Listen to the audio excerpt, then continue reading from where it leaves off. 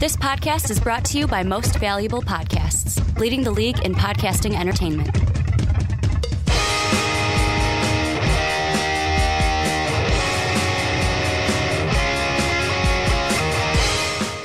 What's up, everybody? Ricky Widmer here, along with the Mark Weber. Dub them ease. And we're back for another edition of the Onside Kick right here on Most Valuable Podcasts.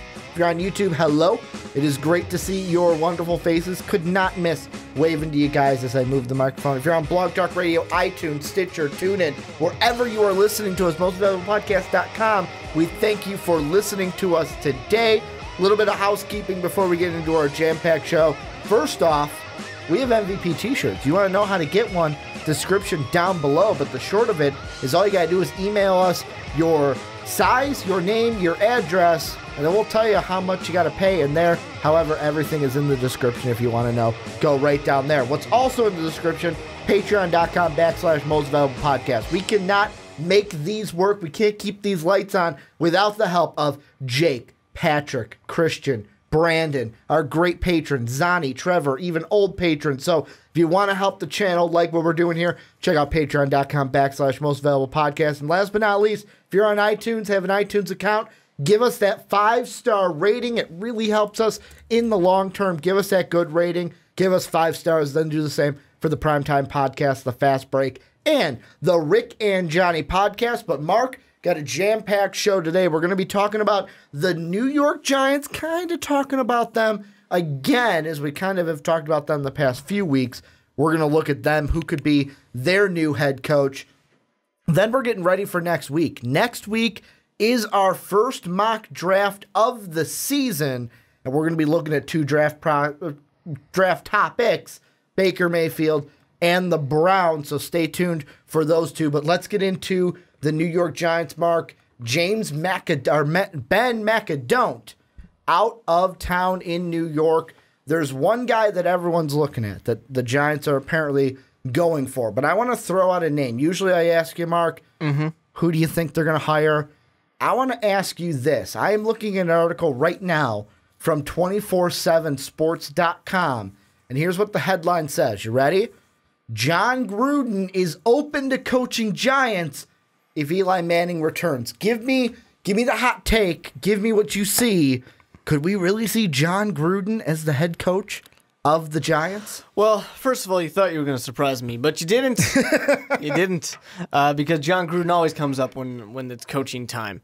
Well, I think that Herm Edwards kind of opened the door a little bit for some of these ESPN guys to go back since he left and went to ASU. Yeah, which is his alma mater, if I remember correctly. I think so, maybe. So, sure, the door is open. Do I think that John Gruden will do it? No, because I still stand by that. He's got one of the cushiest jobs ever. And Herm Edwards does as well. But Herm Edwards, I would say, has less cushy because he has to go to work every day. Where John Gruden, he shows up for football on Sunday. On Monday. He shows up for the quarterback camp, and that's about it. That's all John Gruden does. And he probably is making more than Herm Edwards does. So someone could probably look that up for me.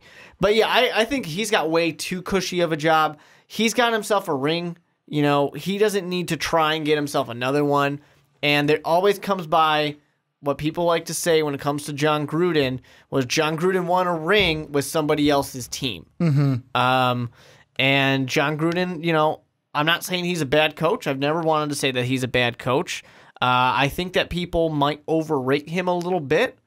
And I don't think that John Gruden should go out there and test that. It's very hard to be out of the NFL for a long time and then come back and try and coach again. And let's be completely honest. The only reason we are talking about John Gruden in this time is in the Monday night broadcast last night, McDonough even mentioned, he's like, you know what? Your name always comes up. The exact quote is, would Coach Gruden consider coming to the New York Giants?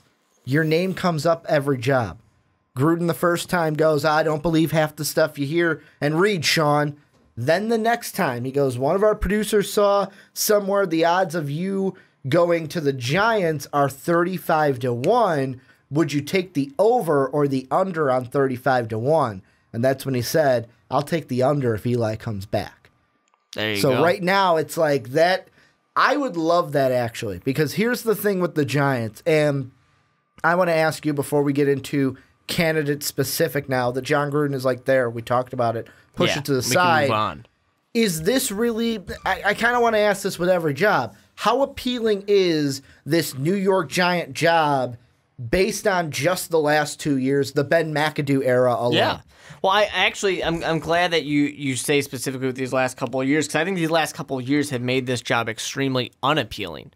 You have everything you could possibly want in player talent. The Super Bowl caliber talent, I'll say again. The idea of, if Eli Manning comes back, Ben McAdoo's been fired, Eli Manning's coming back. That's the end of the story. I can't imagine a way he leaves now that Ben McAdoo and the GM are gone.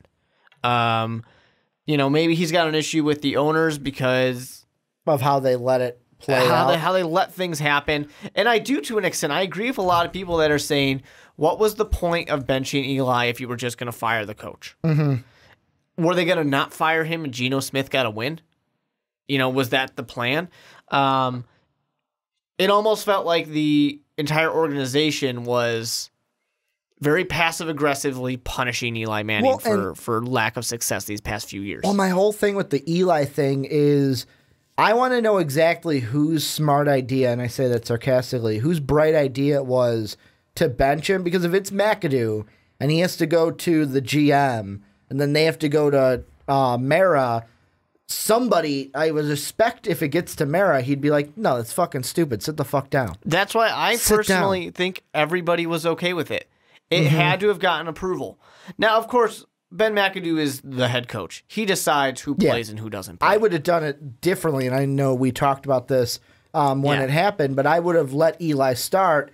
Then when you're losing at halftime, okay, we're pulling the plug, Geno's in. Then you have a suspect to reason for doing it. That's what they were that's what they actually told Eli essentially they were going to do, except for it was at halftime no matter what you're being pulled. No, I would have I wouldn't have told him I would have done that, obviously. Which I think is a bit smarter idea. But anyways, although I still stand by it was going to take Eli like 5 years to get to Brett Favre's record. He was never going to do it. It doesn't matter. Well, it's not about the record. It's about the... But the record is what people are hung up on. Well, and this is why I'm telling you, it doesn't matter about the record. To me, what matters most about this whole thing and why Eli is most important in the head coaching search is, I think it wasn't Trent Dilfer, it was Hasselbeck, I believe, today. It could have been Dilfer. It was someone on ESPN mentioned, like, when you look at Eli Manning, he even said, he's like, I think Eli wants to be a Giant for life. He just wants to go out there and play and just be on the field for the Giants as the starter. Now, some of that is the Manning kind of thing, because when I heard Archie get interviewed about it after the McAdoo firing, there were parts of it where it's like, you never want to see someone get fired because of what it does. But part of me looked at that interview and went, you made this happen. You made this happen right now. Because you probably went to Mara and said, what the fuck is going on, man? He might have, but I think that Ben McAdoo was getting fired. Oh, yeah. Anyways. No. But I think the Giants might have waited till the end of the season rather than Archie going.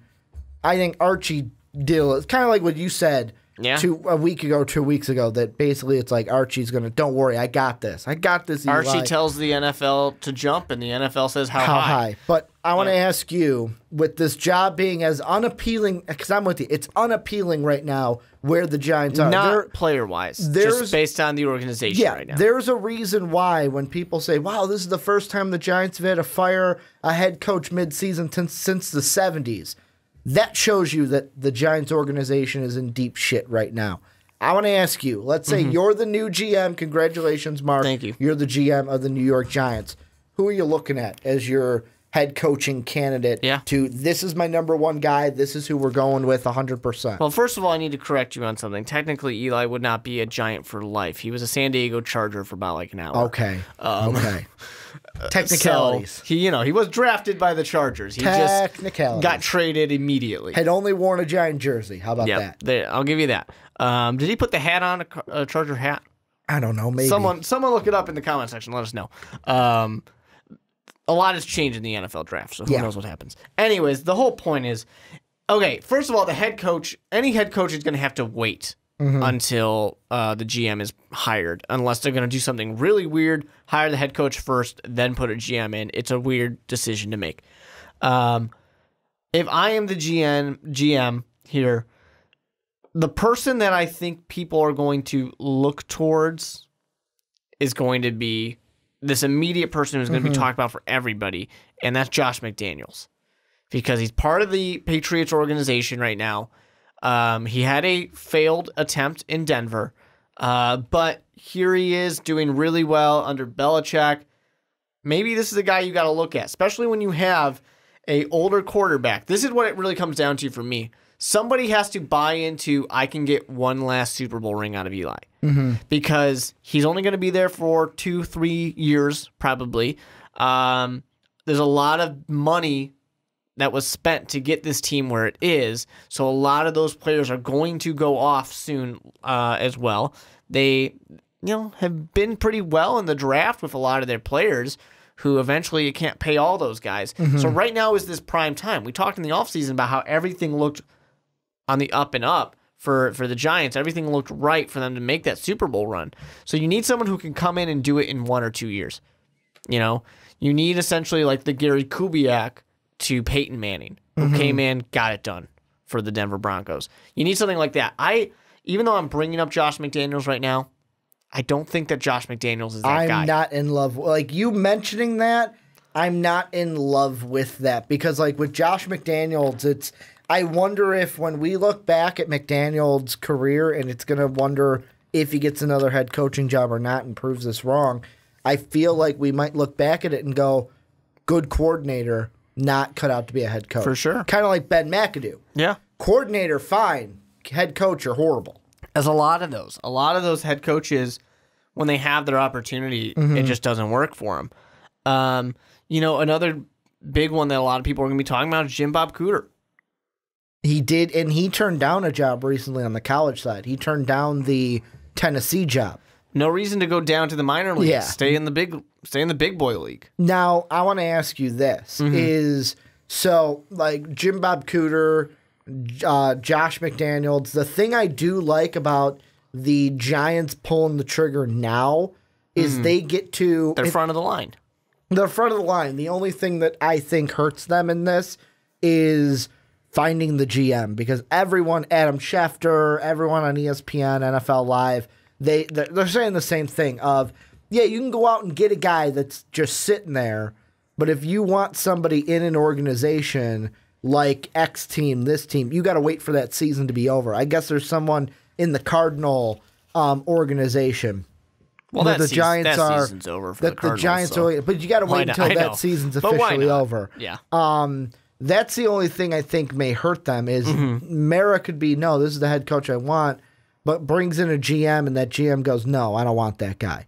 That's the only thing that hurts you. If you just wait until that season is over, then it's like, guess what? You're not at the front of the line. You're most likely going to wait for the season to be over anyways for the head coach. I mean, you're not going to take an offensive coordinator from somebody mid-season. And that's what I say. I'm not saying like take someone mid-season, but I go back to Dave and I just had this conversation, and I tweeted about it, not thinking about the GM part of it, but the thing with the Rams that made the McVay thing so great is by firing Jeff Fisher when they did, they virtually had a leg up on everyone. Could vet their guy, could go through due process, could really make sure they were getting a guy. And it's like by the time other teams were looking at McVay and were like, hey, we want to offer you our job, he was pretty much in the Rams' pocket.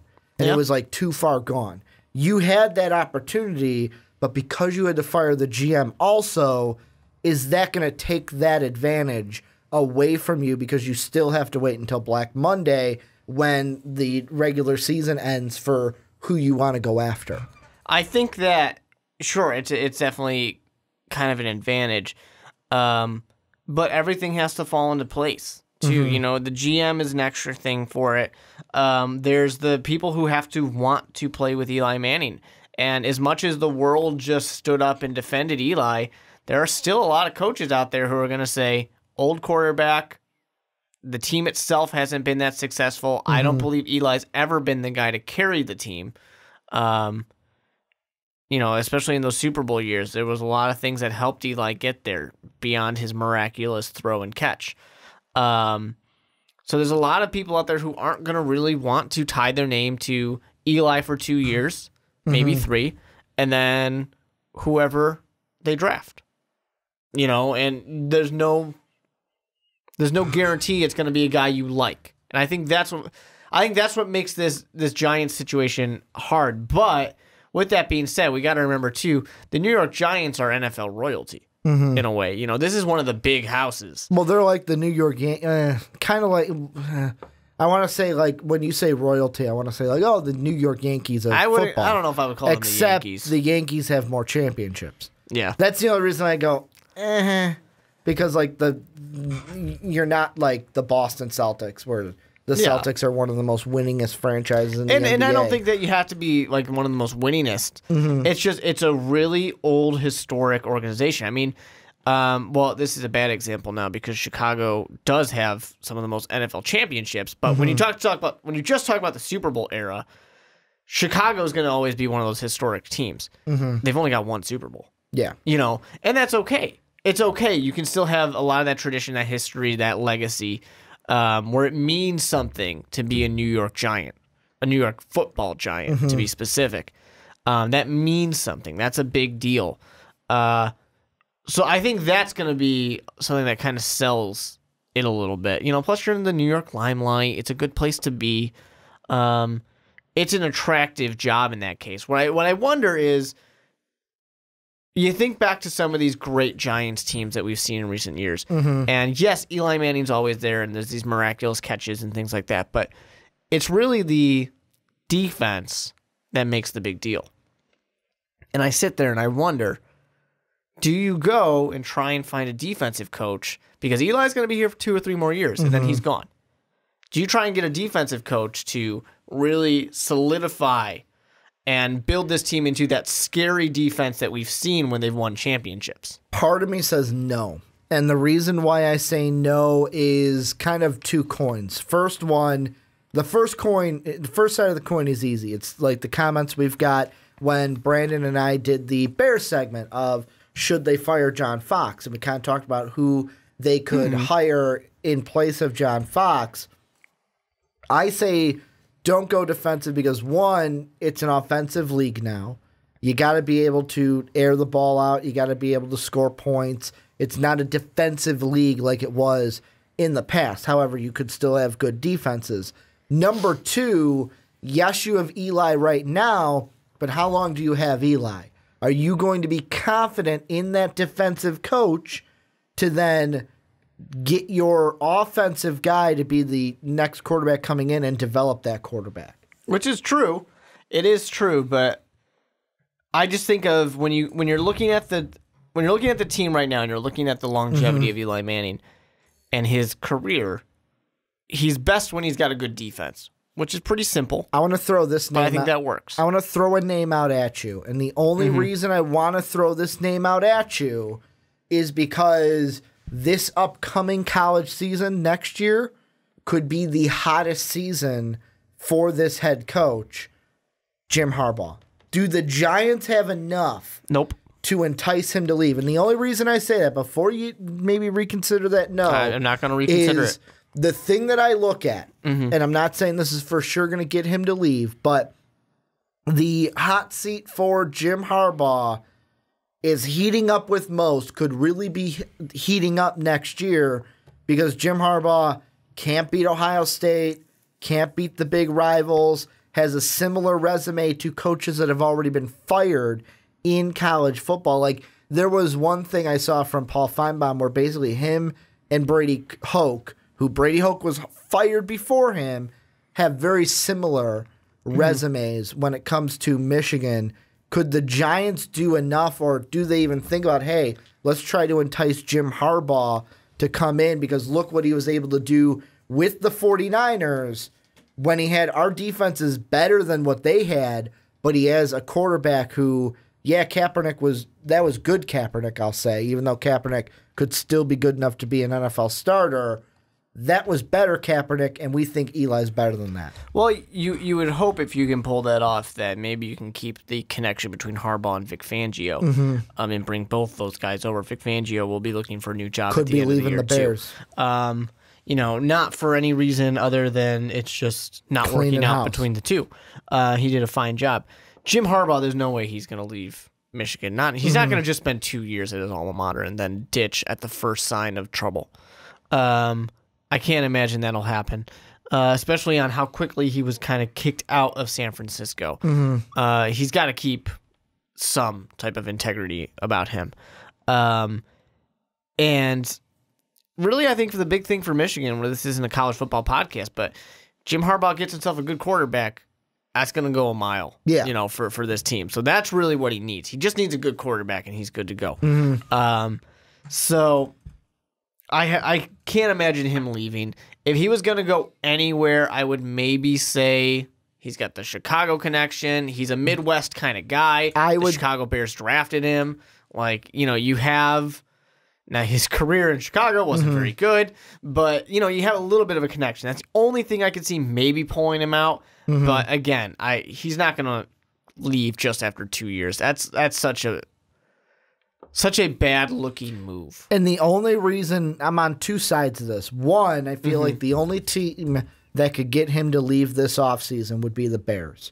Only because of that Chicago connection, younger quarterback to work with and mold. Let's be honest, Trubisky's closer to being a college player than he is being an NFL player. And Jim Harbaugh can work with that. Jim Harbaugh can work with younger guys. Look at when he benched he benched Alex Smith, the older veteran quarterback, for Kaepernick, the younger quarterback. So obviously he likes younger quarterbacks. That's what he's worked with. That's what he had success with. However, the Giants, if they go after Harbaugh, could they be able to do enough legwork to where a McVay situation happens, to where by the time the Bears get into it, Harbaugh's like, you know what, if he's thinking about coming out, it's, you know what, the Giants have been in the pocket, in the ear so much that, hey, I'm already scheduled to go there. I'm going to be the head coach there. This is a job, though, that at this point, I don't know, this is the only one where I know people are going to come here to go, who do you think the head coach is going to be? I don't know.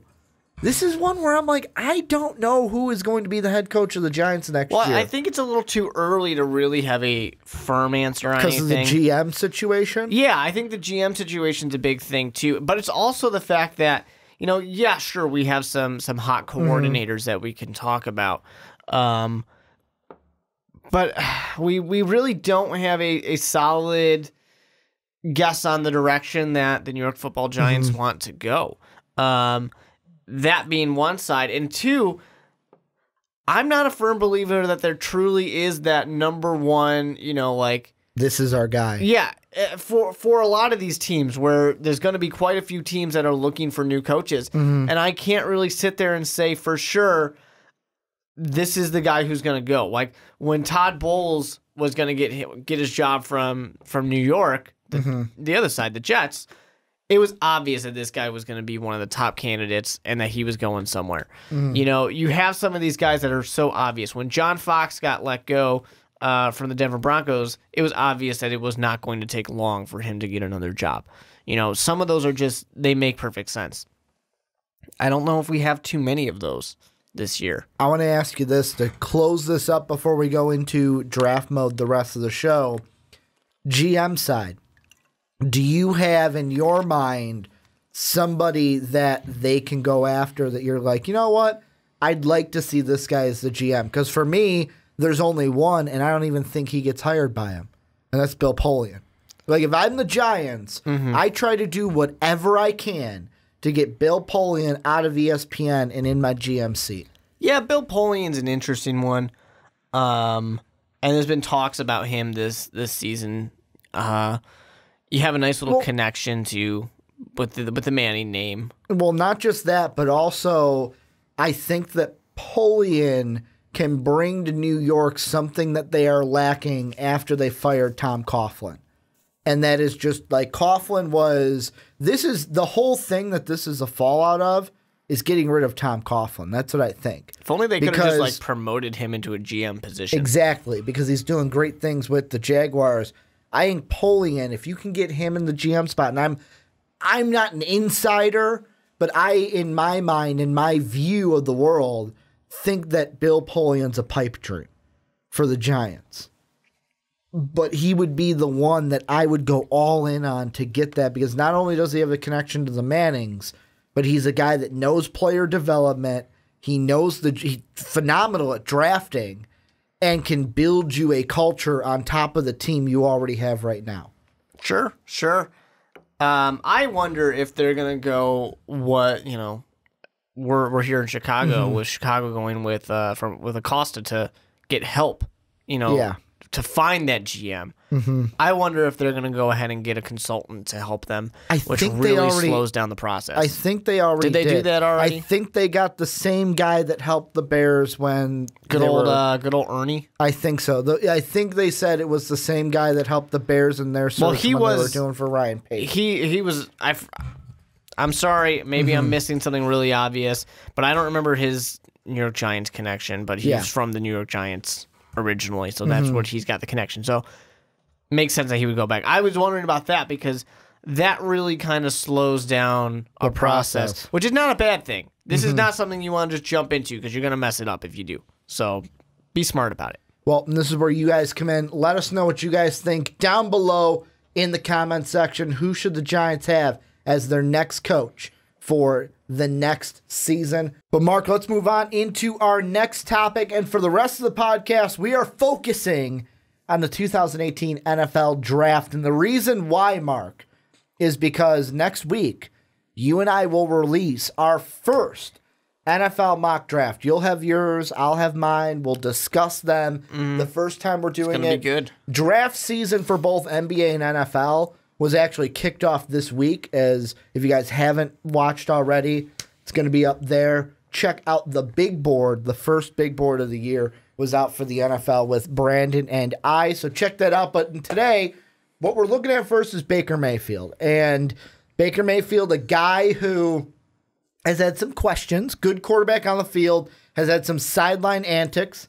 Yet again, check out a conversation that Brandon and I had about that. But I want to ask you on the NFL side, Mark, because obviously Baker Mayfield is going to be drafted, whether that's first round, whether that's second round. I want to ask you, who's the best NFL fit? Which team is the best fit for Baker Mayfield? It's pretty tough. I think that something that he needs is discipline. When you think of Baker Mayfield, if you don't think about 41 touchdowns, you're going to think about off the field antics, sideline antics, whatever it is. He needs somewhere where he's going to have someone hammer it into him that this is not how we do things here. Now, this one that I think is the best fit, I think there's no way in hell he ends up here. Okay. And I think it would have to be, you mentioned second round, so I think that he has to be taken in the first round if this happens. And he definitely could sneak up, but I think Johnny Manziel will scare some people from that mistake of drafting him in the first round. The team I think is the best fit for him, and he will be a good fit for them, is the New England Patriots. He's got time to sit. He will learn. He will learn the Patriot way, which you all know I think is a little stupid, but Bill Belichick will hammer it into his head. It works. Quit jerking off on the sideline. I mean, let's be honest. The guy that you and I were talking about in between recording segment 1 and segment 2, Rob Gronkowski, who, not the same as Baker Mayfield, but still a party animal off the field. He's been able to work in this Patriot system. Yeah, and there's just this.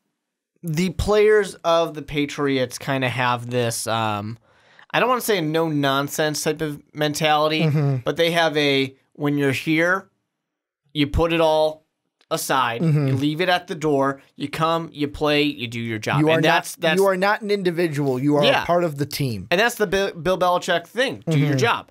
So I think that is the best fit for him on also in a personal, kind of emotional, mental level. Will he end there, though? No. I can't see it happening because they're not going to pick him in the first round. and they're going to be high enough in the draft to where I don't think they get him in the second. Well, and here's the thing with Baker Mayfield. Right now, on my personal big board, I had him at, I want to say, like 2021. I had him in the below 20 range. And the reason why is I think he's a phenomenal quarterback talent, but it's those off-the-field antics, and I think the maturity question comes in for me.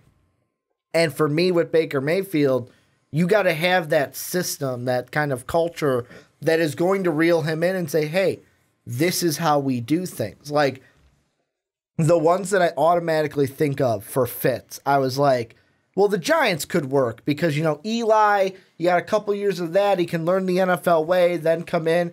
But with what we just talked about in the last segment, how their whole organization is in disarray, especially with all the distractions. And I know it's not Johnny Manziel type of stuff, but we use Johnny Manziel because there are so many analysts that have been like, well, it kind of reminds me of Johnny Manziel on the football field. And I don't care how you're talking about that. You mentioned Johnny Manziel compared to anybody. I think that's a bad connotation. You could be talking about the football skills.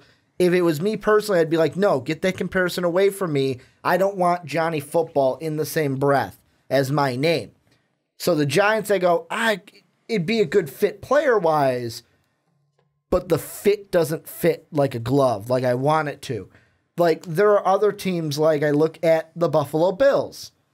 But the Buffalo Bills, with everything going on with Tyrod, I don't know if you want to be in that situation. The one it gets team, messy, yeah. Here's a team that I think he'd be perfect for. The Denver Broncos. You have a guy like John Elway who is at the top of that organization, who can take in Baker Mayfield and virtually do the same thing the Patriots could do, but in a different way. Instead of it be the organizational, like Bill Belichick has set his Patriot way and his culture, it's John Elway basically being the mentor to Baker Mayfield, more so because, let's be honest, the Paxton Lynch experiment, failed. I'm done with it. Terribly. Like, started this week, you even sent a text, whoa, wait, I thought Paxton Lynch was in. What's going on? And Sean goes, oh, he got hurt.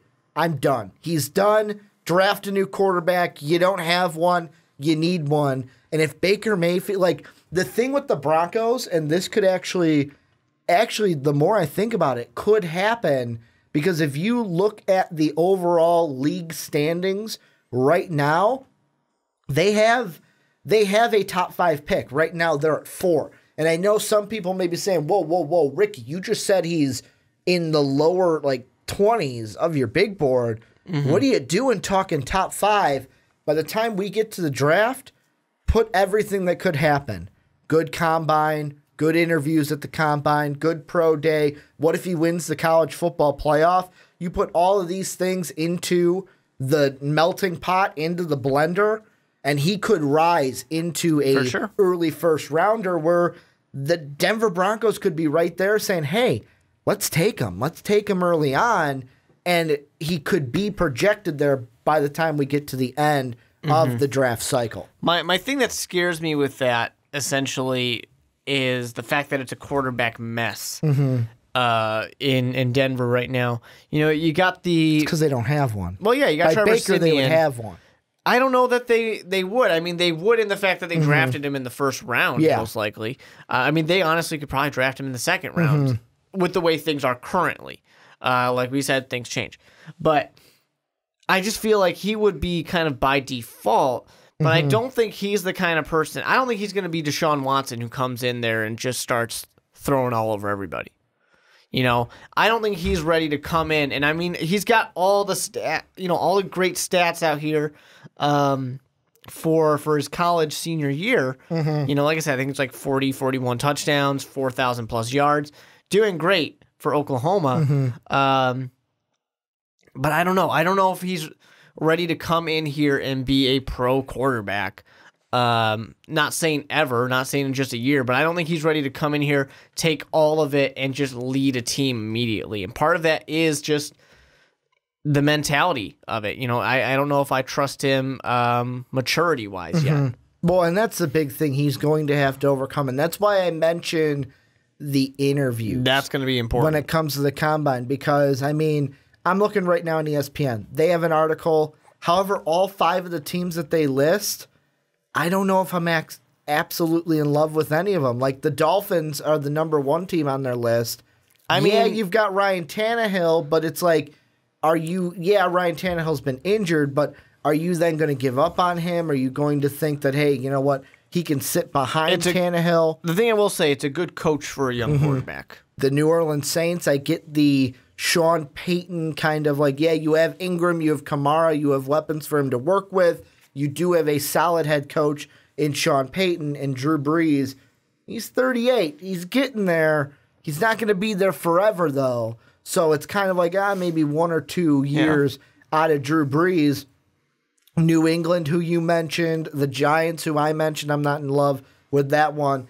And then lastly, the Minnesota Vikings, who their quarterback situation's up in questions as well. But the thing that I wanted to throw out in this one is I heard this from some college analyst. I can't remember who it was, but they basically said that a good fit for Johnny, like not a good fit, but the way they phrased it was, they said, what if he went to Cleveland? Do you think that Baker Mayfield that'd be terrible. Could succeed in Cleveland? And nobody can succeed. I can't remember this analyst's name on ESPN for the college side, but he said, I believe that Baker could go into Cleveland and basically turn around the Browns. He has the How many times have we said that about a quarterback? Has the mindset to just say, I'm so competitive, I'm going to go out there and win games and turn around the Browns. It's an NFL quarterback. Every NFL quarterback is competitive. No, there's no way that anybody's going to go in there and be the savior of Cleveland quarterback-wise. It's just not going to happen. Unless your name's LeBron James.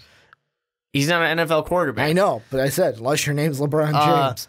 You know who? Yeah, Cleveland, nobody wants to go there. A team that I think, honestly, if a team's going to draft this guy, it's probably Cleveland. They'll trade up into the first round. I think that a team I could see something working for is actually the Jacksonville Jaguars. And I don't necessarily say that because I'm trying to throw Blake Bortles out the door. I was at the beginning of the year. Yeah, things have been working pretty well for him, but they've got a really strong defense. I mean, great defense. They've got a great young running back. They've got options to throw the ball to. You have Doug Marrone doing a good job. Tom Coughlin leading the team in the executive office. Tom Coughlin, who's going to be that no-nonsense kind of guy who says, very similar to what I was saying with Bill Belichick, of, all right, you're in our stadium now, you're a Jaguar now, you cut that shit out. Or you are getting cut. Now, I don't know, because Blake Bortles makes it complicated. If Blake Bortles did what we all expected him to do, then, yeah, it'd be good. He has not been bad. He hasn't been great. He's been good enough to not lose a job. So that's the thing that kind of throws a wrench into the Jacksonville Jaguar area. Well, the thing with Blake Bortles that I absolutely love this year is his touchdowns. He's kind of on pace to be the same. He's at 14 right now, but half the interceptions of last year. Yeah. He's only at 8 interceptions, and I want to say since the October 28th game, the Colts game, basically, since that game, he's only thrown 3 interceptions, and those came in 2 games. The Charger game, which they won in overtime, and then the Cardinal game that they lost that one. I want to throw one out there at you, and this is one that I'm not exactly in love with for Baker Mayfield, because they are a team that, yet again, they don't have, to me, the culture that I think could solidify something to tailor to his the sideline antics, and the big question for me is maturity in everything, because even look at the Ohio State game with the whole planting. I didn't have a big problem with that, but some NFL execs might have a problem with that. Showboating is a big thing, and you said, like the Patriots, do your job. Bill Belichick's not a guy that's going to throw it in your face.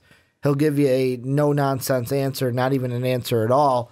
But the team that I'm going to throw out there, because they could lose their quarterback this year, the Washington Redskins. I just don't want him to go anywhere where he's going to have to start right away. I don't think he's mature enough to handle it. You know, and I don't necessarily want to doubt his skills, although I think there's going to be a little bit of a learning curve. To me, it purely comes down to, I don't want to hand this guy my team. This is when you're I want him to prove that he deserves my This is team. when your 16 or your 15-year-old just turned 16. They're ready to get their license. You're not going to give him the Porsche. Yeah, you're not handing over those keys. You're saying you drive the shitty van for a while. Yeah, drive the soccer mom van. And you prove to me, if that's if we're even going to let you take the car, before you prove to me that you are mature enough to handle the responsibility of a car. Off topic really quick. Yeah. First car when you got your license, what was it? Like a first car that I drove? Yes, like you just got your license. This is the car your parents let you drive. Do you remember? I don't remember which one really was the first one. There was the van, the minivan, and there was a PT Cruiser. Okay. I drove both. I don't remember which one was which. Mine was the only one I could drive because it was my grandpa's Oldsmobile Alero. That was my first car. Nice. Not a bad car, but also it wasn't like a nice shiny Porsche. Hey, I was in bands and stuff like that, so I loved having the van. You needed something to carry all those instruments. The van was great, although the PT Cruiser had a lot of room. Mm-hmm. You throw out, though, back to Baker Mayfield. Don't want him to start right away. Yeah. Then I'll throw on another team. This is one that has a potential out with the quarterback they have, but he doesn't have to start right away. I mentioned the Buffalo Bills earlier. Would you be not in love, but what would you think if Buffalo landed Baker Mayfield to sit behind Tyrod? It's not terrible, but I know they have Peterman. The problem is they don't have Peterman. That's not that's not anybody. The problem is that they have no desire for Tyrod Taylor to be their quarterback. They've already shown that time and time again. So if they draft a guy like Baker Mayfield, he is default starter day one. True. And that's exactly what I'm trying to avoid. So really, let's be completely honest here. We're basically defaulting to the two main spots that would be perfect for him are the Patriots, because Tom Brady's going to be here for a while. Yep, till he's Bill 80. Belichick has the system in place, and the Saints. Because the Saints, you still have a guy like Drew Brees in front of you, and Sean Payton could be a coach that could work with Baker Mayfield. Those are really the only two that are like, yes, in love with if he goes there. But there's a sprinkling of others, like you mentioned, Jacksonville. Like I'll say my Denver Bronco one of where it's like, if it happened, you're like, okay, let's see how it happens. Let's see what goes with. But are the Patriots and the Saints really like really it's one of those two teams, or it's they'll take them. Toss of a coin. Yeah, I think a team is going to try. Like you said before, there's a lot of time here, so I think a team is really going to try and make a splash with this guy. I think he's got issues now, but he'll be a draft climber. Well, and the thing that's going to play important into this is I'm going to say his college football playoff is going to be really important, because the time off, not really, because how often do you have a month off between games in the NFL? Not really. You don't. The largest you have is 2 weeks. If you have a bye week or you make the Super Bowl, because you virtually get a bye week before the Super Bowl. That's really the largest time off you're going to have. But just are you going to play up for that big moment? Because the last time we saw him in the college football playoff, his team got blown out by Clemson 2 years ago. No, that was a completely different Oklahoma team, but let's see what you're doing with the offense that you have now. Also, I feel like the interviews at the Combine are going to be huge when it comes to Baker Mayfield and where he is drafted. But before we move on, any final thoughts that you have about either Baker Mayfield or a fit that we didn't talk about with an NFL team? No, I just think that when it comes to Baker Mayfield, it'll be very interesting to see his climb. Because like I said, I mean, everything outside of where we are right now is just going to help him climb back up. So that'll be something to watch, and some team's going to probably fall in love with him. The thing I want to throw out there, and this is for all the Baker Mayfield supporters and lovers, at the first mock draft, where was Patrick Mahomes? Not even in the quarterback discussion. It was Watson, it was Trubisky. Well, he was in mine. Yeah, but for most people, Watson, Trubisky. My first mock draft, I made a statement last year. I didn't have a single quarterback because I didn't think any of them deserved to be. Look how that worked out. Eventually, I had Trubisky at number 2, which that's where he ended up going. But Mahomes worked himself in. Baker Mayfield. can work himself in. Let's not crown him. Let's have him earn it. But this is where you guys come in. Let us know what you guys think. What would be the best ideal fit for Baker Mayfield in the NFL? Let us know what you guys think down below in the comment section. But Mark, let's end everything out before we make our picks for Week 14. We're going to end up with still NFL draft discussion here. If you didn't catch our Baker Mayfield, you're on YouTube, go ahead and check that out. But now we're looking at the Cleveland Browns, a team that I mentioned in that Baker Mayfield discussion. But now we're just going to look at the Browns, and I'll just ask you right away, Mark, no more kind of teasing the subject. Who do you think the Browns could draft number 1 overall? It's very early, but who could they draft? And we're going to say could, because obviously we're not going to tell you will, because next week we'll tell you who they will. Well, who could they draft? I'm glad you asked it in the way you did, because the answer is literally anybody. They're number 1 overall. They have their choice. No, I think the first thing that everybody needs to say, and the immediate answer out of everybody's mouth when they say, who do you think the Cleveland Browns will probably draft? It should be Josh Rosen. I mean, he is one of those clear-cut prospects as a quarterback. I mean, this guy's got the fundamentals you want. He has had great season. He's doing everything that he needs to do to solidify a top pick as a quarterback. Now, the flip side is, of course, Cleveland Browns just got Kaiser last year in the second round. Do they want to do a Cleveland Browns-like move of saying, yeah, we know we thought, we made you think you would be the future, but we just drafted somebody instead. That is a very Cleveland Browns move. Now, it's not the wrong move because Kaiser hasn't done very great this year. Also, one thing I want to bring up, and the only reason why I'm bringing this up is this is something that you have mentioned, of course, in past podcasts, and you're on this boat. It all depends on what the Browns also do on Black Monday. Yeah. What if they go 0-16 and they decide, hey, Hugh, it's not working out. Goodbye. Bye, Felicia. And they get rid of him. I mean, there's a good chance they go even 1-15 and still say, bye, Felicia. Yeah, get out of here, please. The man was not what he kind of was promised. I mean, he's had 2 years now, and he's won a single game. That's it. And this roster is not as bad as a 0-16 team would need to be. And a lot of that's been terrible handling of the quarterback situation. And I think that's something Do they really have a true quarterback, though? Do you think they drafted one in the second round? I know, I get that. But do you honestly think that Deshaun Kaiser's the guy? No. Not now, eventually. Do you think he'll ever be the guy? No, because I think they're going to draft a quarterback in the first round, most likely. Yeah. I'm not going to give away if that's for sure what I'm saying, because they have multiple picks. But let me ask you this, and this is just me getting on this a little bit. Let's say they're not going to, and you're stuck with Deshaun Kaiser in your hypothetical situation. Yeah. Are you confident he can develop into the guy? Because I think potentially. Because I'm not. I'll take I'll take Rosen or Darnold over Deshaun Kaiser. I mean, if I had the choice, I'm probably going to take a quarterback over him. But of course, like I said, they picked 7th as well, so they have another opportunity to. Could have 2 top 5 picks depending on how bad the Texans do. Yeah, I'm just going 7th off of just whichever random order we're looking at. And you're completely right on that. Especially because when I think of what I would like to have, if I'm the Cleveland Browns, a big thing I want is, of course, defense. It's always going to be defense. But something else that I want is some good wide receivers.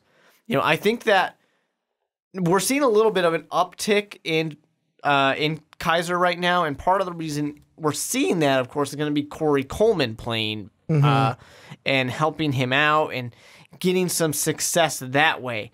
If we can get some weapons to help out Kaiser, that's going to help. And part of the way you can go is you can say, let's just get a really good running back.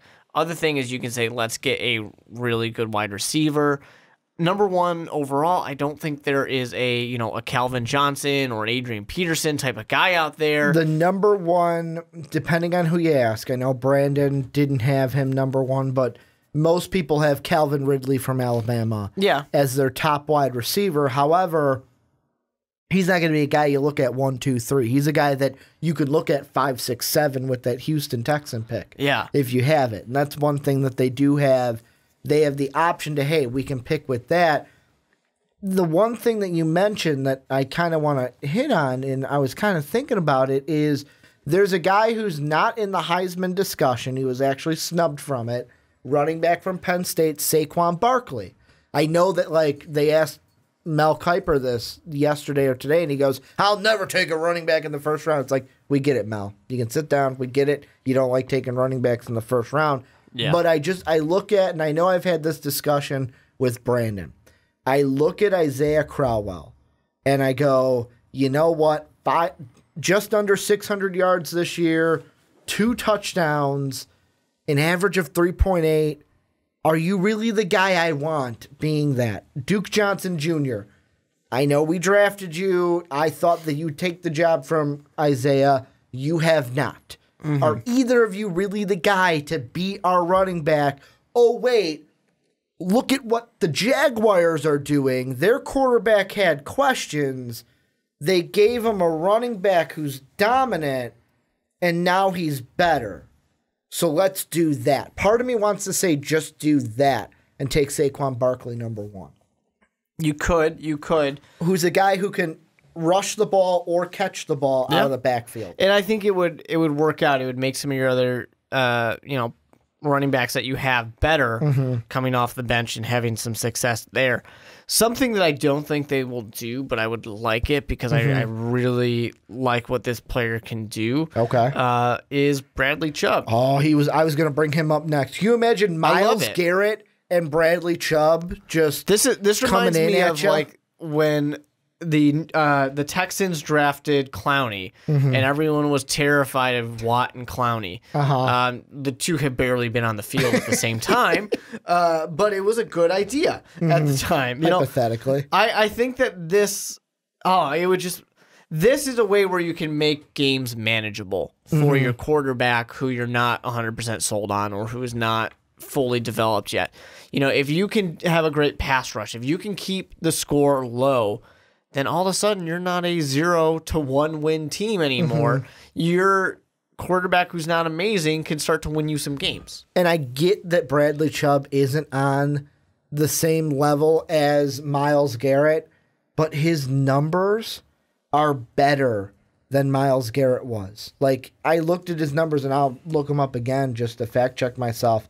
I want to say his numbers were better this year than Myles Garrett was last year in college football. And I mean, with that, if he's a guy that can get after the quarterback and now you have 2 guys on the outside, and I know we're talking hypothetical here. You could draft him, could be a huge bust, but just the potential of what that could mean for your team, then at 5, you can go and get a Calvin Ridley and go ahead, have your guy like Coleman, have Calvin Ridley. I think he's going to be a guy that plays in the slot and will be a guy that does well in the middle of the field. But yeah, like this year at North Carolina State, 23 tackles for loss, 10 sacks for Bradley Chubb this year. So 10 sacks, 23 tackles for loss. Myles Garrett in his last year at Texas A&M, 8.5 sacks. So Bradley Chubb has a sack and a half more,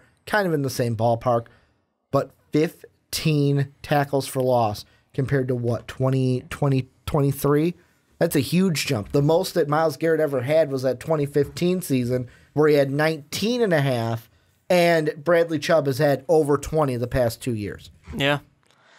It's just one of those things for the Browns. They got to think about what they're going for. Do they want to readdress the quarterback situation again?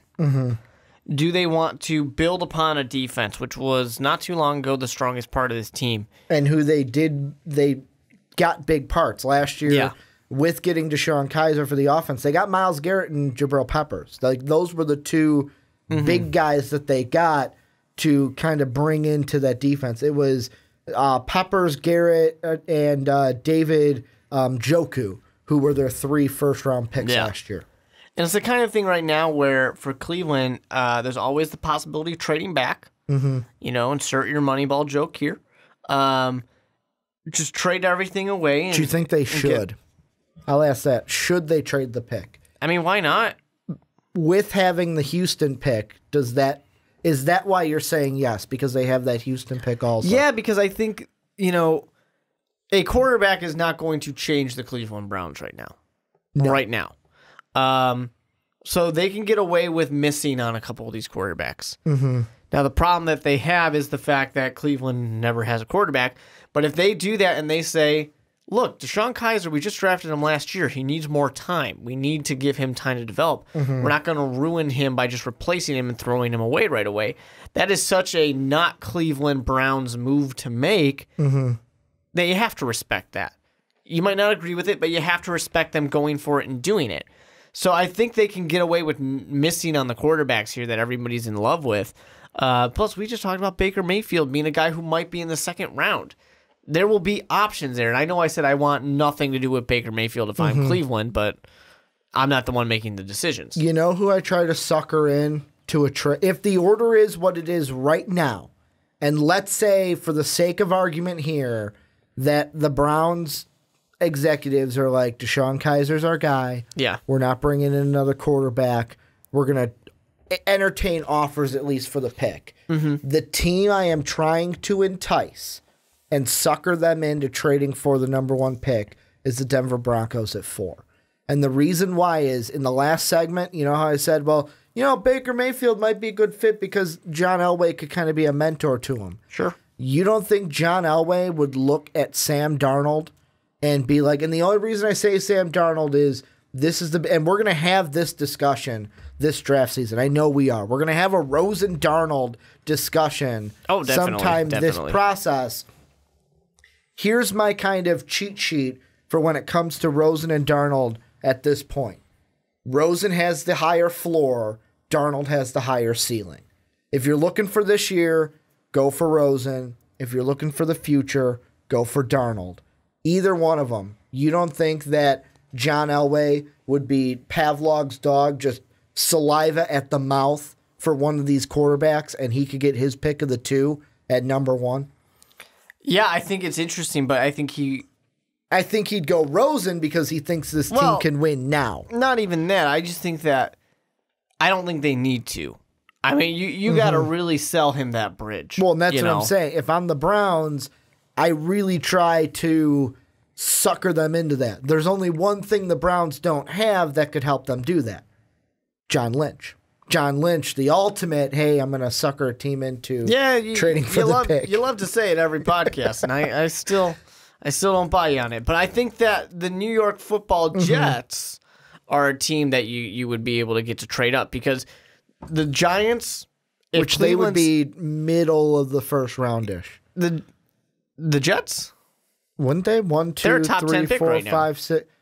Let me see. I think they're still. I don't know. They did just win, didn't they? Yeah, 1, Sunday, 2, so I think 3, that might have 4, messed 5, it up. 6, 7, 8, 9, 10, 11, 12, 13th. So they're not far out of the top 10. They're in the upper half. They would need to make quite the jump to make it happen. Not impossible. Mm-hmm. I would want them to do it because they don't have a quarterback right now. They have Josh McCown. That's not a solid long-term answer. Mm-hmm. They might be a team that does sit there and say, well, we'll wait for Baker Mayfield. But at the same time, they are a team where you can say, hey, the New York Giants, if we're not taking a quarterback, the Giants get the first pick, then the Broncos, then we have another chance to think about it. Yeah. And maybe this time we'll do it if one of those other two didn't do it. So if you really want one of these quarterbacks, you're going to need to jump everybody.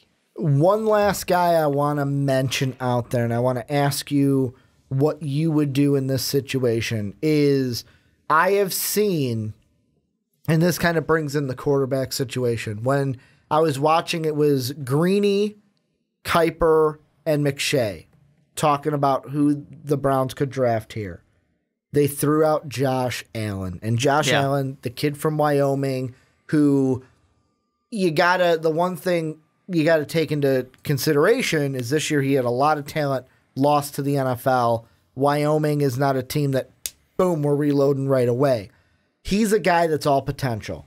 All potential. He's nowhere like Darnold, where Darnold can at least step in, and although his ceiling is higher, he could at least be your starter day one.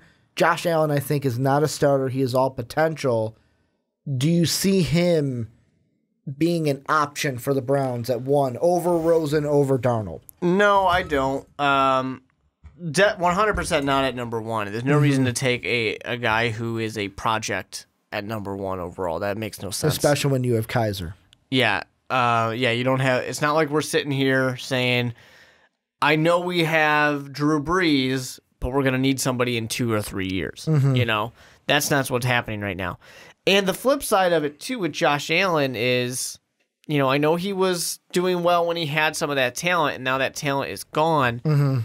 And that does kind of, it is something you should take into account. But at the same time, you do kind of hope that a guy can make other players better. And he definitely didn't make other players better this year.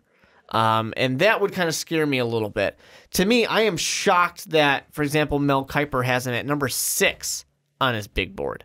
That shocks me. Do you want to know do you want to take a guess at where I had him on my big board? I'd put him 20 or below. I did not. I had him at 9.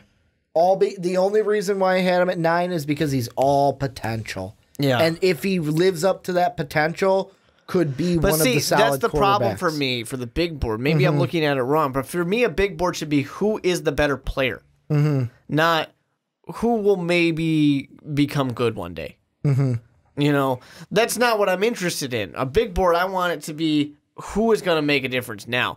The projects are something I can do in the 3rd, the 4th, the 5th round. And that's why Josh Allen to me is a fascinating quarterback. Yeah. He's going to be one of those guys that... Well, he was a guy that early on, like I'm talking preseason, I had him in the mock draft that we did on the Primetime Podcast for the preseason. I had him 4th to the Jaguars because I was on the assumption that Blake Bortles is not your quarterback. You're going to replace him at the end of the year. I'm wrong. They're not going to replace him at the end of the year. And number 2, it's if he plays well this year, could be a top 5 pick behind Rosen, behind Darnold. And he's a junior, right? I believe so, yeah. So he's got the potential to stay. And that's the thing is with Rosen, Darnold, and Allen, I believe. I'm going to double check really quick. Because Baker Mayfield's the only senior. He's not the only one. Well, I mean, of the main group. Of the main group, no, Lamar Jackson is a senior. Oh, I too. forgot about Lamar Jackson. So the main seniors that we've got are Baker Mayfield, Lamar Jackson, Luke Falk. He didn't have as great of a year. Yeah, I wouldn't really consider him in the main group. But then you've got the 2 Joshes, Rosen and Allen, and Darnold. They are all juniors. Another senior is the kid from Oklahoma State, Mason Rudolph. Yeah. So you've got the Oklahoma boys, Lamar Jackson, and Falk are your seniors. To me, Allen is one of those guys where if he comes out this year, which I don't think he should, but if he comes out this year, he's going to be one of those interesting ones. The ones where everyone's like, well, you could, you know, but why would you? Yeah. You know, and he's going to be one of those guys that goes in like the 3rd round, and the team that drafts him is going to feel like they got a steal, and there's a good chance he never amounts to anything. Kind of like Connor Cook. Yeah, actually, that's a good example. Did Connor Cook go 3rd round or 2nd round?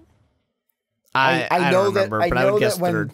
I know that when he was drafted by the Raiders, there were a lot of people that were like, wow, Raiders, I know they got Derek Carr, but they might have had a steal there. He was a 4th rounder. 4th, okay. He was a 4th rounder. So that's what I see. That's what I see Allen as. Not necessarily as a 4th rounder. I mean, I just see him as that type of player. Except the only difference is Connor Cook went to a Power 5 school, Wyoming, not exactly a Power 5. The one that everyone's going to throw out there is obviously Carson Wentz, which I think is ludicrous because Carson Wentz has that comparison doesn't make sense. No. Carson Wentz has this. Well, I don't want to say Josh Allen doesn't. I'm not saying smarts. I'm saying like when I look at Carson Wentz, he has the maturity. He has everything, the total package. You can tell when you look at him that he's mature.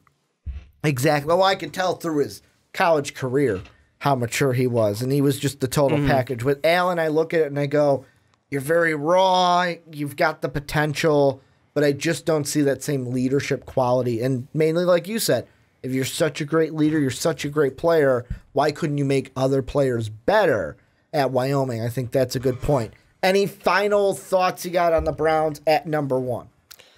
My thing for the Browns is just keep trying to trade.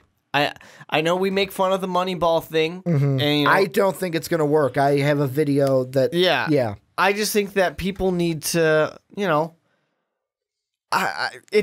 it works when you can get people to overpay, and that's what Cleveland needs. They have to understand though that if they're not going to get somebody to give up multiple first-round picks, then it's not worth it. Then you should get out. But yeah, I think it could. Now the flip side is, of course, you see a guy like Carson Wentz, or you see like a Deshaun Watson or something like that, and you're like, oh man, we could have had one of those guys. They could have had Deshaun Watson. But the flip side of it is too, the Texans are a way better team than the Browns. The Philadelphia Eagles are not even playing the same football game as the I'm Browns. just looking at Deshaun Watson and Deshaun Kaiser because they were the same draft. Yeah. Deshaun Watson was a way better. I had him ranked higher than Deshaun Kaiser, and I'd rather have Deshaun Watson than Deshaun Kaiser. But so I wouldn't have made that trade. And this is not a fair thing to say necessarily, but I'm going to say it anyways. Okay. One of these players is injured right now, and the other one's still able to play. True, but which one do we think is going to come back next year and A, have a job, and B, Kaiser has a job next year. Kaiser, if they draft a Darnold or a Rosen, Still has a he job. might not have he might not be the starter is what I'm saying. Well, that's a different thing. Deshaun Watson comes back next year, he's the starter. He is, He but won that job and took it from Tom Savage. That wasn't hard. He's got the job, but those... the quarterbacks that are willing to get out of the pocket, the quarterbacks who are willing to run it, you know how I feel. I am scared of the injury. I am not a risk taker in that sense. Brandon discussed it in our big board. Yeah. When he brought up RG3. It's right there. I am not the guy who wants my quarterback to take risks. I see Mitch Trubisky do it every now and then. I'm like, Mitch, just don't. The team's not good anyways. We don't need to win this game. Get down, please. And one thing we're all about here on the Primetime Podcast is we're all about the long, or not the Primetime, the onside kick. Yeah. We're all about the long play here. You asked a question at the beginning of the podcast. I have your answer for you. All right. Eli Manning held up the Charger jersey, giant hat. Pictures only show him in a giant hat. The only picture with a Charger is that Charger jersey on the stage. With a big old frown on his face. Never had the Charger hat on. So there's the question. There you go. That you had from our first segment. This is where you guys come in. Let us know what you guys think down below. I know there's going to be people that have already said or are going to say, but guys, the Browns aren't for sure the number 1 team. Yes, they Two are. more losses. Yes, They're are. the number 1 team. They play the Ravens. They play the Steelers. Good luck. You're the number 1 pick in the NFL draft. Enjoy us. But let us know who you think could be. Here's a 2-parter. Who do you think should be the number 1? And then I want you guys to guess who you think Mark and I are going to put number 1 in our mock draft next week for the Cleveland Browns. It's a 2-part question. Who would you put? Then who do you think Mark and I are going to put as the number 1 pick for the Cleveland Browns in our mock draft next week? But Mark, let's end the podcast like we always do, making our picks for the NFL Week 14. We've got 4 games left until we are into the playoffs. I cannot wait. But this week, let's get right into it. The Thursday night football game, a NFC South supremacy matchup. The 9-3 Saints, the 7-5 Falcons. Saints are only 1.5 point favorites here. Who do you got? The Saints or the Falcons in Atlanta? A lot is going to be determined in the NFC South, obviously. And I don't think it's really going to be a super clear answer for who wins. I mean, we saw that with this Saints and Carolina game. I think that the home game for Atlanta can be one where they can play spoiler. And I'm kind of expecting them to do so on a Thursday night in December. I want to ride with Atlanta on this one and say that they're going to surprise New Orleans and make it even more difficult for them. I am going to go on the other side. I'm going with the Saints. And the reason being is I know that the Saints don't have the same exact defense that the Minnesota defense does. Our defense is really good. Call us the Purple People Eaters. We'll eat you right up. However, this defense is really good for the Saints. They can take a few things from the game they saw the Vikings play against Matt Ryan last week and Julio Jones. Drew Brees equal to Matt Ryan, if not better. I will ride Drew Brees in this defense over a struggling Falcon team, even at home in Atlanta. Then moving on into the Sunday games, we'll start with your team, the Bears, going into Cincy, going into the jungle, playing the Bengals. Bengals a 6-point favorite. Who you got? Yeah, the Bears can't really win anything right now. They're really trying hard to get that number 1 pick. They're hoping Cleveland wins out at this point. So, yeah, I don't know. I don't have any hope for Chicago to actually win it, but, the GOAT's out there, and he's going to throw for 10 touchdowns, so got to pick Chicago. This is not a game that I like. This does not appeal to me. I probably unless Red Zone shows me this game. I'll do what I do for every Chicago game. Sit there, watch it, and be homework. Sad. Yeah. Just Mark's doing something during the game. It's just background noise at this point. I'm in a damn finance class, and I hate it, so I might as well do it while I'm hating watching football. I will go with the Bears as well, only because, I know the Bengals played well Monday night, but they played up for the Steelers, and the Steelers played down for opponents. I'm going to go with the Bears. I think this could be Trubisky's best game. I'm going to go ahead and say it. Probably won't, but, could be one of his best games. Like 15 times. When you adjust for drops, Mitch only had 1 incompletion. Wow. In the last game. Well, and of course, you've got the next Gale Sayers in Tariq Cohen. That's right. He's the first rookie since Gale Sayers to do a receiving, a rushing, and a punt return. I literally sat there and I'm next to my wife and I say to her, I'm like, watch this shit. Like as soon as he starts doing, I'm like, you watch this shit. Like, he goes one and he turns. This kid pisses me off so much with this. And then it worked, and I'm like, and that makes it worse because it just reinforced a bad habit that he has. He does the same thing that Devin Hester did at the end of his career. Goes east to west, doesn't go north to the south, and it doesn't work. Except when it did last week. It works like once or twice, yeah, and I then, know. And then that's it. I just except for when it works last week. Let's move on. We got the Colts. We've got the Bills in Buffalo. Yeah. This one doesn't have a line right now on Tuesday night. Why bother? So Why waste your time? Straight pick it. Who you got, Colts or Bills? Yeah, this is an interesting fun fact here. There are over 5,500 tickets available, starting at $4 for this. So the cheapest is at $4. If you got a $5 bill in your pocket, you can go see a football game. Nice. So there you go. It's a really cheap date, but if you take your date to see the Buffalo Bills, that's a $10 and entry the Indianapolis Colts, you're probably not getting a second date. I don't know. I guess Indianapolis. I feel like I keep picking Jacoby Brissett because I want him to be good, and it keeps not really working for Indianapolis. I'm going to pick the Bills for one reason and one reason alone. You want to know what that is? No. Hashtag Bills Mafia. Bills Mafia bringing this one home. Bills get the win over the Colts. Then, this is the most intriguing game to me all week. Yeah? And this is because the Browns, this could be your best shot. Well, you get 2 shots to get your first win. This is one of them. One of them's the Packers.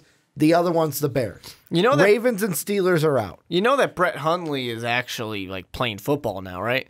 I get that. I'm just saying. Somebody reminded him, hey, by the way, we try to win in the NFL. I'm just saying, out of the 4 games you have left, this would be the second best chance. Obviously, the best chance to get your first win now is the Bears. Yeah. This is the second one because Ravens and Steelers, I'm already counting those as losses. This should be an 0-14 Browns team because we already counted those as losses. However, I will go with the Pack in this one in Cleveland. And the Packers are 3.5-point favorites. I keep doing it every week, so I'm going to do it again because why not? You're going to pick the Browns. I'm going to pick the Browns. Eventually, they're going to win a game, and I'm going to be right. I think it was someone last week that was like, the Browns beat the Chargers? Not a chance. And I was like, you do know what Mark is doing, right? Mark is just picking the Browns. I'm going to be right one of these weeks. One of these weeks, they will win a game, and I will be the only person in the world that picked them to win. And then you will laugh in our faces from your ivory tower. Yep. Right. When then someone's like, you picked them 5 times in a row and they lost 4 of them. We don't talk about that. I picked them this week. That's what matters. Moving on, though, an interesting game. 6-6 Oakland, 6-6 KC. Yeah. KC's a 4-point favorite. Swanee talking about the struggles with the Chiefs, and that's what I think this week. Can check it out right up there. Yeah. Who you got here, Oakland or KC? This is one of those games where you just think, what's the point? The division? The division is on the line. Neither one of these teams is probably going to win it. The Chargers. Yeah. You got Oakland, which horrifically underperformed. And then you have Kansas City, or should we say last year's Minnesota Vikings, who did really well and decided, yeah, that was fun while it lasted, but we're over it. And now they're just losing everything they possibly can. It's just, oh, man. Kareem Hunt's on my fantasy team, right? I want to pick Kareem Hunt. I'll make it easy for you. You go with the black hole. I know they only won by once the last time. Chiefs are on the downcline, as I like to say here on the podcast. They've been on it for years now. They are still on the downcline. I'm going to go with Oakland in this one and the Raiders to get the win over the Chiefs. I'm going to pick the Chiefs. They're at home. That's really all it is. That's all it is. And I want Kareem Hunt to have a good game. Then we're going to move on. We've got the Cowboys. It's been weeks since Kareem Hunt has won me a damn game in fantasy. Cowboys, Giants. Eli starts at MetLife Stadium this week. The Cowboys are only 4-point favorites. I got to go with the boys. How about you? Who is the interim head coach? It's Spagnuolo. Steve Spagnuolo. Yeah, I'm going to pick the New York Football Giants. You are? Yeah. No, really? I actually am. Huh. It's at home. Okay. Dallas isn't that great because Zeke is still not back yet. Better than the Giants, though. Well, yeah, everybody is. Okay. With the exception of like the Browns, the Bears, and the Browns. So I mean, they were able to beat them last year, and I think that a little bit of that still is in the hearts of the Dallas Cowboys. They remember that, so it's a little bit of an inspiration for them. But like I said, no Zeke. Yeah, that's a big deal. It's Eli's first start back. And if ever Eli's in that roaring stadium that's going to be right behind him. Yeah, all like 6 of the fans out there. If Eli is ever going to go out there and just light you up, it'd be this game. This is it. And when you get an interim coach, an interim head coach, win it for the Gipper mentality. Yeah, players start to really play and want to know why, because there's a lot of bubble players that think, shit, I'm out of here too next year. Let me impress this new guy, because just in case he becomes a real head coach. Yeah. I want them to know that I was playing well. So I'm picking the Giants. I'm going to go with the Cowboys. I think the Giants are not going to be very well. And plus, Giant fans, it might help you to be a higher pick at this point. Don't go winning games off of pride. We want draft picks here. That's what we're going for. The next game, we've got the 6-6 Lions. We've got the 4-8 Bucks. Straight pick them yet again. I'm going with the Lions getting the win on the road in Tampa. Yeah, I know that it was a rough game for Jameis, his first game back. Things were not looking good. He wasn't able to really connect with Mike Evans at all. Detroit's not doing what they need to do. I mean, Detroit is just begging for Aaron Rodgers to come back in Week 15 and knock them out of the playoffs. And with a Hail Mary. Yeah, really. So I'm going to roll Tampa Bay on this one. Really? They can do it. You're going to roll with Tampa Bay? You're going with a lot of the upset picks. It's a good week for upsets. It is a good week for upsets. Moving on, next one, we've got the 10-2 Minnesota Vikings, my 10-2 Minnesota Vikings, going up against the 8-4 Panthers. I have to apologize to Skull Vikes Nation out there. Last week, I was like, well, first off, everyone's like, what are you saying you're afraid of the Eagles? I'm sorry, the Eagles are a good team. Yeah, I know they played the Seahawks and lost.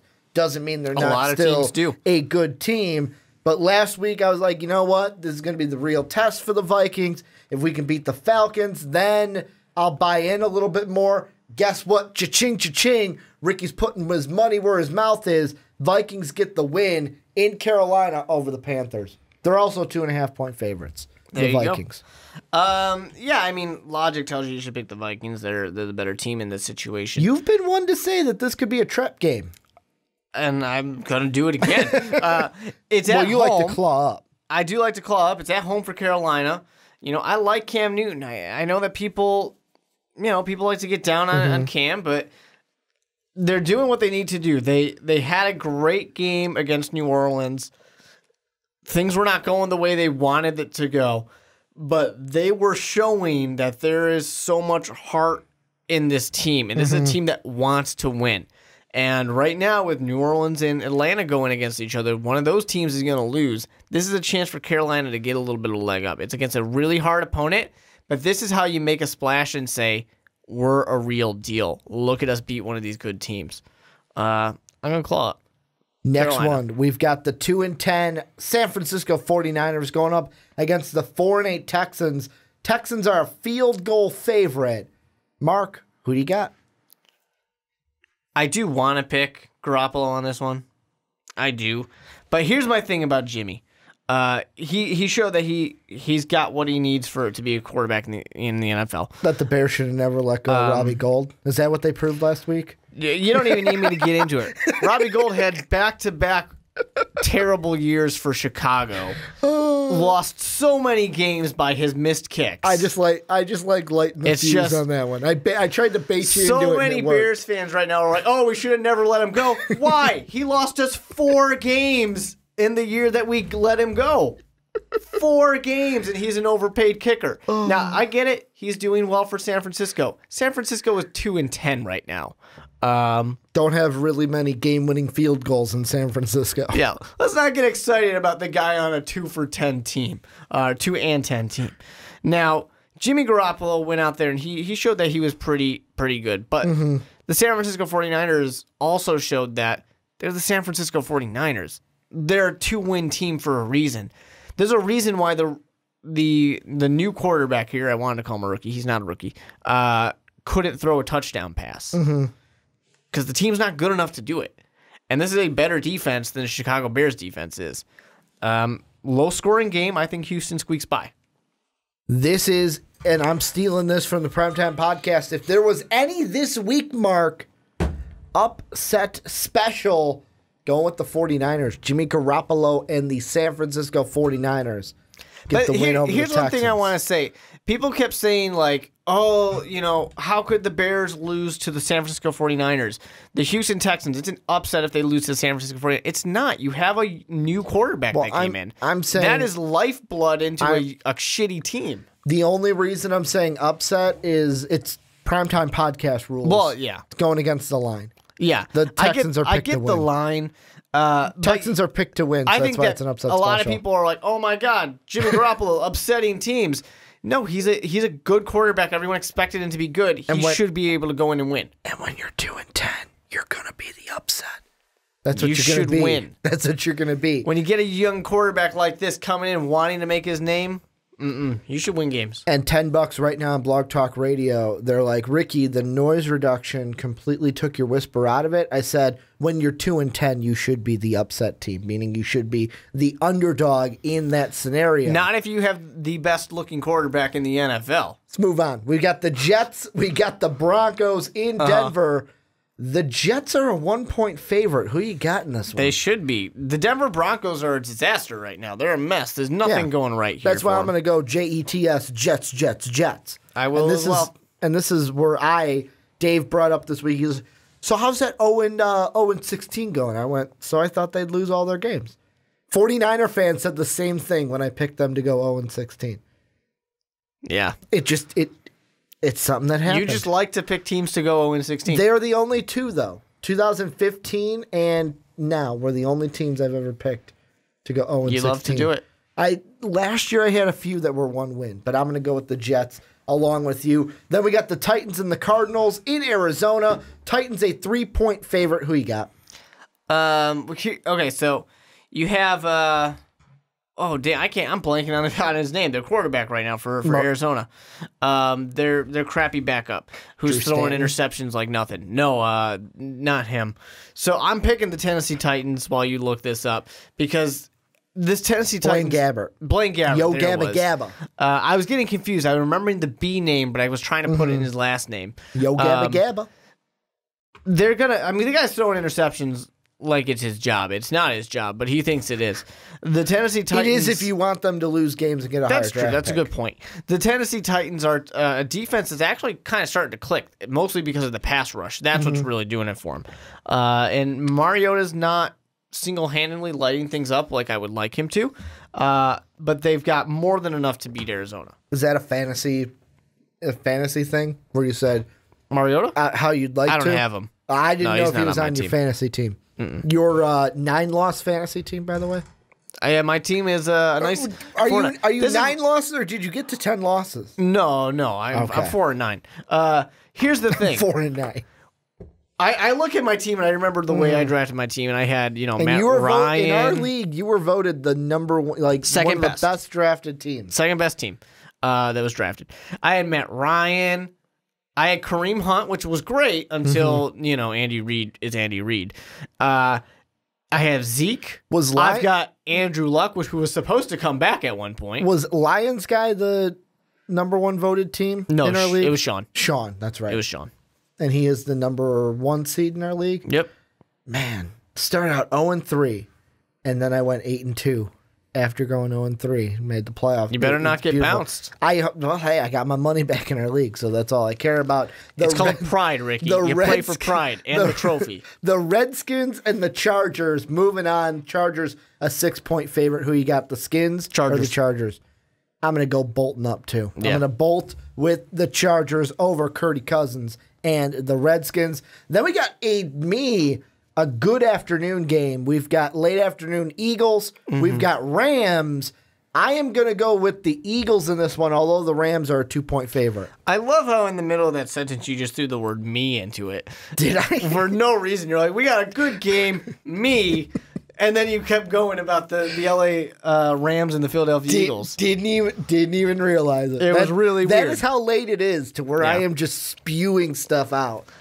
With that in mind, what I'm going to spew out is actually I'm going to pick the LA Rams on this one. Love this offense. The defense has been taking a step back, of course, right now, which is a little bit disappointing. But Philly, when they played a really good team in the Seattle Seahawks, who have a defense, the defense isn't as amazing as it's been in the past, but when they've got a good defense, it was the first real kind of hard test for the Philadelphia Eagles. And will that get into their heads? Probably not. But the one thing I want to say, a comparison I made last week when they played Chicago and destroyed Chicago was, this team looks a lot to me like the Carolina Panthers that lost in the Super Bowl. Really cocky team. As soon as they face a real tough competition, they fell apart. I'm not saying that's going to happen to Philly. I'm just saying, let's watch and see.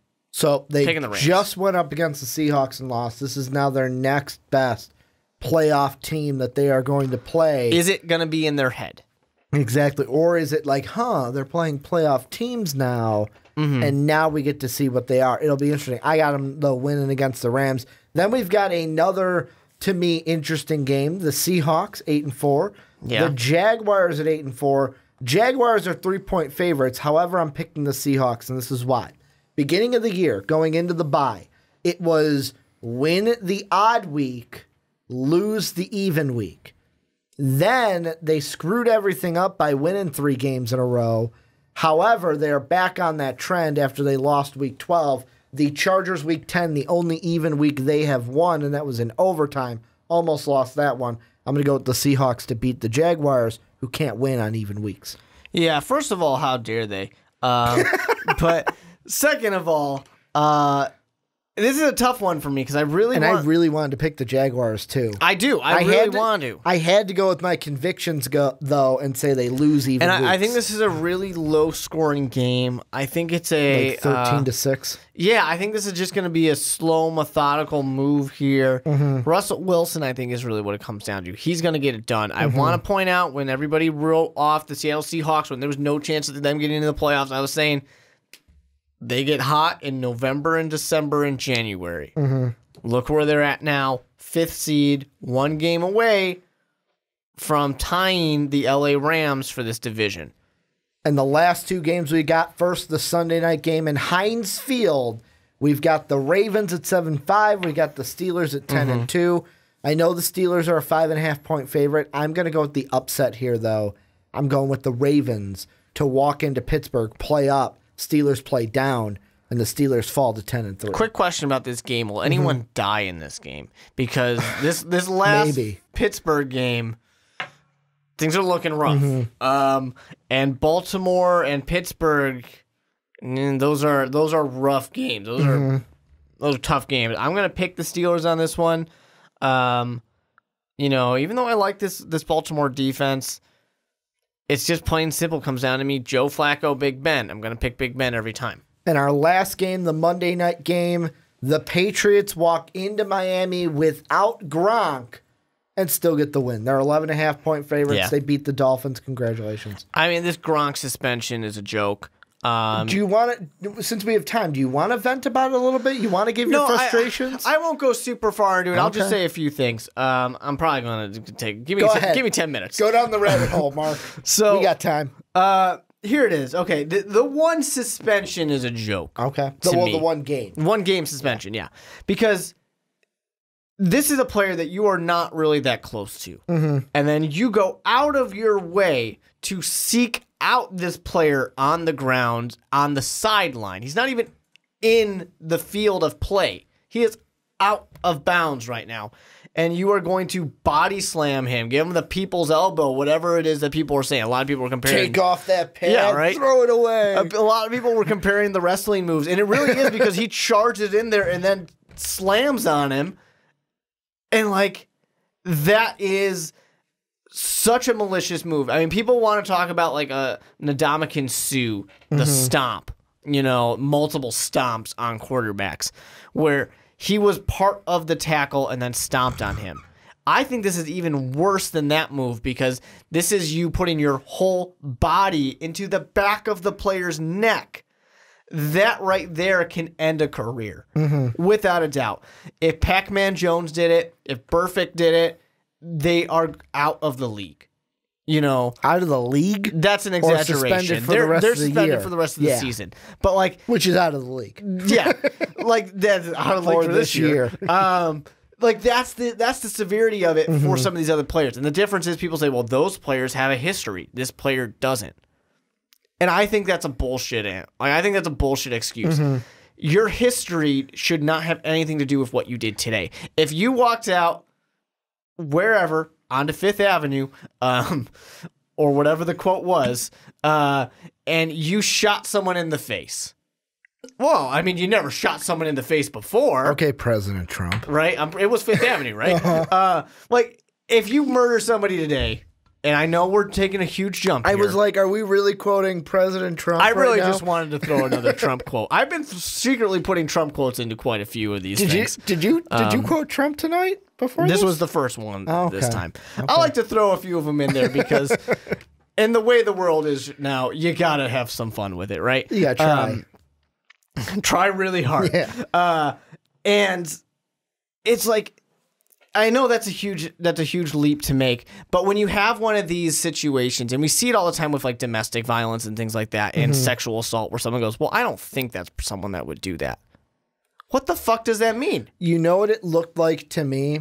It looked like when you get like little kids are playing a game, yeah, right? And they pout. And one kid like gets the ball taken away, so he goes, and he just charges it, and you go, Jimmy, what the fuck are you doing? Exactly. That's what it was This like. was a player who just got frustrated, lost himself, and maliciously sought out a player to hurt. A vulnerable player to hurt. Exactly like a 5-year-old would do. Yeah.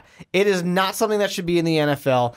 And the thing that blows my mind with this is not necessarily even just that. So he goes out and he apologizes. Awesome. Good. Kind of a crappy apology because he starts off good. I think it was the beginning of it where he's talking about, I lost myself. That's not a player I recognize, whatever it was, and apologizes by name. And then he also puts but this is why I did it. And all of a sudden, that's not an apology anymore. Now it's an excuse. Now you're defending yourself. Yeah, you're defending yourself. And this is the thing where I see it and I start to have a big issue with this. And to me, that apology did not mean a single thing because he's appealing the suspension. Well, it got upheld. It did, but you appealed it. Yeah. That is bullshit. That's saying, I'm sorry, but I don't think I should have to face any consequences for my action. If you were truly sorry, you man up, you take the responsibility, you take your suspension, you say, hell, I would have done too, and then you accept it and go on.